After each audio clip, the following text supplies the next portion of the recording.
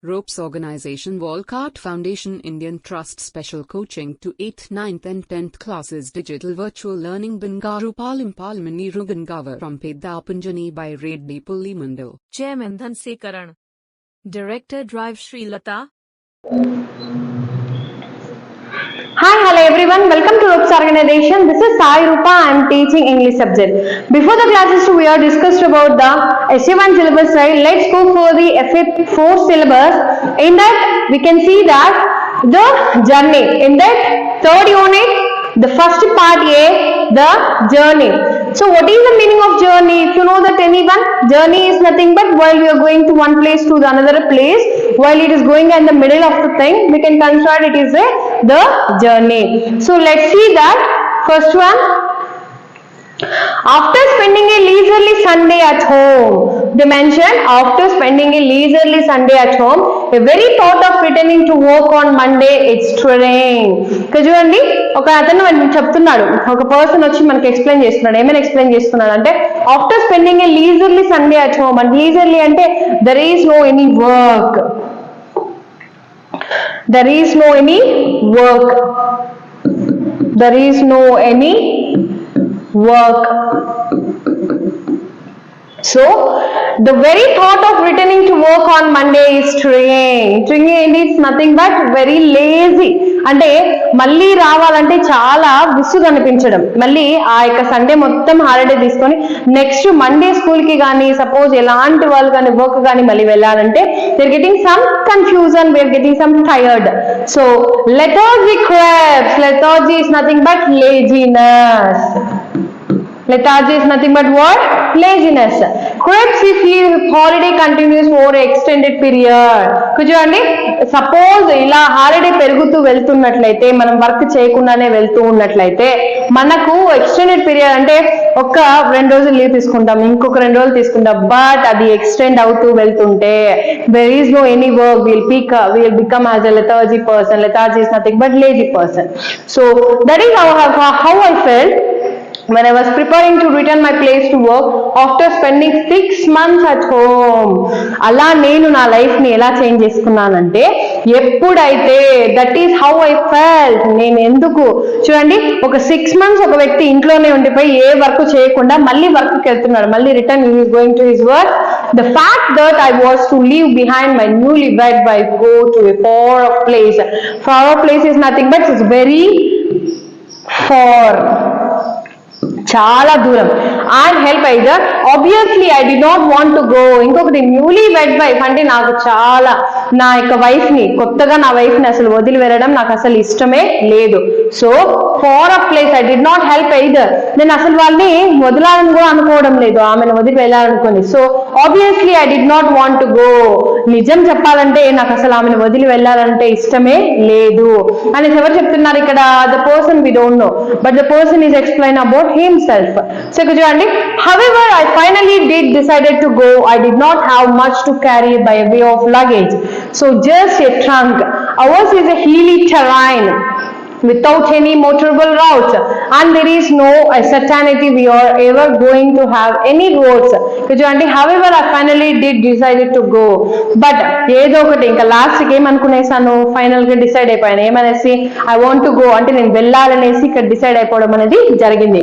And I did not have much to carry by way of luggage అంటే నేను నా యొక్క ప్లేస్ లో నుంచి ఇంటి నుంచి బయట వెళ్తున్నాను అంటే నా యొక్క ప్లేస్ కి అంటే వర్కింగ్ ప్లేస్ కి వెళ్తున్నాను కదా. I need to carry my luggage. Luggage అంటే ఏంటి ఇక్కడ?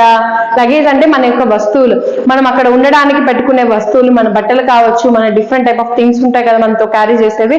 ఆ లగేజ్ ని జస్ట్ ట్రంక్, ఒక ట్రంక్ ని ట్రంక్ పెట్లో పెట్టి నేను పెట్టుకున్నాను. Ours is a hilly terrain అంటే మాదొక కొండ ప్రాంతం అనేసి అంటున్నాడు. అక్కడ మోటరబుల్ అంటే ఎలాంటి సౌకర్యం లేదు, వెహికల్స్ వచ్చిపోవడానికి సౌకర్యం లేదు. అదే విధంగా ఆ వెహికల్స్ వచ్చి రావడానికి, మాట్లాడడానికి, ఇంకొకటి ఒక వ్యక్తి వెళ్ళాలంటే కూడా only he need to walk, నడవడం తప్ప ఇంకొక వేరొక ప్రసక్తే లేదు అక్కడ. So and there is no certainty that we are ever going to have any roads. ఇక్కడ చూడండి ఒక్క రోడ్డు కూడా లేదు. And going to have any roads, అంటే మేము వెళ్ళడానికి ఒక్క రోడ్ అన్నది కూడా అక్కడ లేదు అనేసి ఇక్కడ వాళ్ళు చెప్పడం అనేది జరిగింది. In any case while coming home we do not carry bedding, so besides I had come home this time round for a special purpose. ఇక్కడ చూడండి, నేను సపోజ్ ఎప్పుడన్నా వస్తే కూడా నేను ఎప్పుడు కూడా ఏం క్యారీ చేయను, anything I need to carry. But ఈసారి నేను ఇక్కడ ఇంటికి రావడానికి ఒక స్పెషల్ పర్పస్ ఉంది, ఏంటంటే టు గెట్ మ్యారీడ్. ఇతను అంటున్నాడు నేను ఇప్పుడు ఇంటికి రావడానికి మెయిన్ ముఖ్యం ఏంటంటే to get married. My parents had arranged my marriage according to the customs of tribal society. అంటే అకార్డింగ్ టు కస్టమ్స్ అంటే ఏంటి చెప్పండి, వాళ్ళ యొక్క థింగ్స్ తీసుకున్నట్లయితే ట్రైబల్ సొసైటీ, మా యొక్క ట్రైబల్ లో ఉండే వాళ్ళ పీపుల్ పరంగా మా సాంప్రదాయాలు తగ్గ ఒక అమ్మాయిని నాకు అరేంజ్ మ్యారేజ్ చూశారు. సో టైం ఫ్లూ, అంటే కాలం వెళ్తుండే కొద్దీ I 5 months into my marriage I realized it, but నాకైతే అర్థం కాలేదు, అసలు నాకు పెళ్లి అయిందా అని కూడా నేను ఇంతవరకు అర్థమే చేసుకోలేకపోయాను. బట్ అక్కడ కూడా ఎన్ని మంత్స్ అయిపోయింది, how many months is that, 5 months is over. Initially I thought of extending my leave, even taking unpaid leave. Unpaid leave అంటే ఏంటంటే అసలు దీనికి అమౌంట్ కూడా ఇవ్వరు. There is no, if I am taking the 6 months leave, they will not pay 1 rupee for this. I'm not getting 1 rupee salary for this leave. But after some jailing, I finally decided against it because marriage increased my responsibility. I had got into debt. Because చూడండి, suppose నేను ఇక్కడ ఏం చెప్తున్నానంటే I finally decided because marriage had increased. నేను last అనుకునేసాను, ఏమనుకునేసానంటే నా life లో marriage అనేది ఒక గొప్ప మనకు రెస్పాన్సిబిలిటీని ఇస్తుంది, ఎక్కువగా బాధ్యతలను పెంచగలుగుతుంది అనేసి ఎవరు చెప్తున్నారు ఇక్కడ, the person is saying about the thing here. So here he explained that, so ikkada chudandi, on my way home from the bus stop my trunk had been carried by a porter. The problem was now we couldn't find anyone who could help me to carry the trunk to the bus stop. Chudandi, mundu evaro oka vyakti ante worker, porter is nothing but worker, అలాంటి కొంతమంది వ్యక్తులు ఉండేవాళ్ళు మా యొక్క things ని carry చేయడానికి. But ఇక్కడ చూడండి, the problem now was we couldn't find anyone who could help me carry the trunk to bus stop. ఇప్పుడు ఈ ట్రంక్ ని బస్ స్టాప్ వరకు తీసుకొని వెళ్ళడానికి ఎవ్వరు ఇక్కడ హెల్ప్ చేయడం లేదు. So at another time of the year we would have easily found someone to help me. But మనం వెళ్తున్న దారిలో మేము ఒకరిని ఎవరన్నా మాకు కావాలి, మాకు హెల్పింగ్ అనేది ఒకరు కావాలి అనేసి ఇక్కడ చెప్పడం అనేది జరుగుతుంది. బట్ నా most of the villages were busy in the fields. ఇప్పుడు ప్రతి ఒక్కరు కూడా అగ్రికల్చర్ లో పడిపోయి ఇక్కడ ఎవరు ఇక్కడ పట్టించుకోవడం లేదని చెప్తున్నారు. Nobody had time to spare of for me. నా కోసం ఎవరు కూడా స్పెండ్ చేయడానికి టైం ఎవ్వరికి అక్కడ టైం అంతగా లేదు అని చెప్తున్నాడు. So in fact carrying the trunk should not be have be such a worry for me except that my education had made me shun physical labour. Shun అంటే షై, సిగ్గు.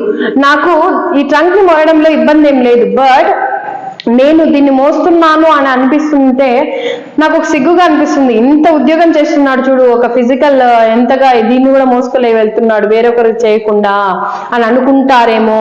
After all I was government officer and idea of people seeing me carry my own luggage what not all amusing. అందరూ ఆశ్చర్యంగా feel అవుతారు ఏమనేసి, ఒక government officer తన luggage తానే మోసుకొని వెళ్తున్నాడని అనుకుంటారేమో అని నేను క్యారీ చేయలేకపోతున్నాను. Otherwise for a young man like me it should not have been an issue to carry a 20 kilo chest on my back. అలా ఇంకా దానికి నుంచి ఇంకేం లేదు. ఒక యంగ్ మ్యాన్ ని 20 kilos చెస్ట్ మీద నా యొక్క బ్యాగ్ నేను మోయగలను అని ఇక్కడ ఆ పర్సన్ చెప్పడం అనేది జరిగింది. సో ఇక్కడ వరకు మై జర్నీ లెసన్ లో మీకు ఏదైనా డౌట్ అనిపిస్తే నాకు కమెంట్ సెక్షన్ లో కమెంట్ చేయండి. Thank you one and all.